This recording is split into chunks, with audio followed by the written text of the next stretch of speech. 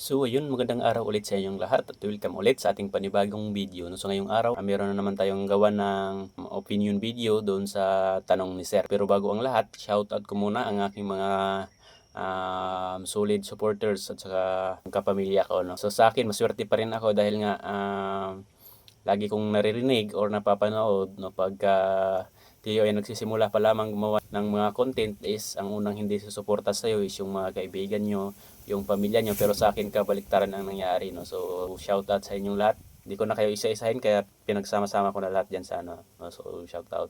Maraming salamat sa pag-share, pag-likes, pag-react at sa pag-comment sa ating mga videos. No? So yun na nga, ang tanong ni Sir, ang tanong kasi ni Sir is kung ano ba yung mas maganda bilang isang safety officer, yung katakutan ka sa mga workers or yung irespeto ka sa mga workers, no? So yun nga yung nagawa kong videos nung nakaraan, no, kung paano ako magpapa-implement doon, masasagot na yun yung katanungan na to sa akin, no, sa side ko. Kasi binanggit ko doon kung ano yung dalawang pamamaraan na ginagamit ko pag nagpapa-implement sa site, no, by peace at saka yung by force, no. Pag sinasabing by peace, doon pa lang masasabi na natin na mas maganda pa rin pagka nare-respeto, no, kaya by peace, no. Kasi pagka sinabing by force, no, yun naman yung side, no, na kakatakutan ka ng mga workers, no. Nabanggit ko nga din doon, no, na maaari silang matakot doon pag nagkaroon na ng mga violation notice, mga reports, no.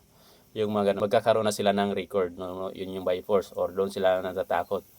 No, so para sa akin, mas maganda pa rin yung mapapa-implement natin ng maayos doon pa lang sa by piece, no. So kaya ako hangga't maaari, kinakausap ko lang yung tao, no, ng maayos, sinisita ko ng maayos, pinagsabihan ko ng maayos bago pa man ako magbigay ng um, violation notice, no. So ibig sabihin, yung mga mabibigyan ko ng mga violation, no, mabibigyan natin ng sanction is yung talaga nakikita natin madalas sa site ng mga pasaway or yung mga hindi talaga sumusunod, no, kahit anong pakiusap natin, no. So yun nga, para sa akin, no, mas maganda pa rin yung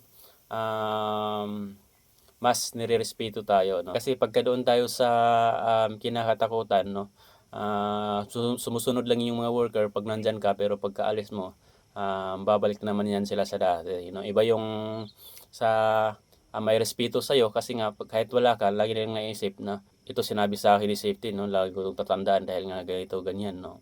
Mabait naman si safety, kailangan natin susundin yung ano niya kasi nakakaya yung mga ganung bagay. Para sa akin is mas maganda pa rin yung nire-respeto tayo sa mga worker. So mas maganda pa rin yung mapa-implement natin ng maayos yung ating mga trabaho, lalo na pagdating sa mga safety protocols or safety policies, no. So yun lang naman sa akin.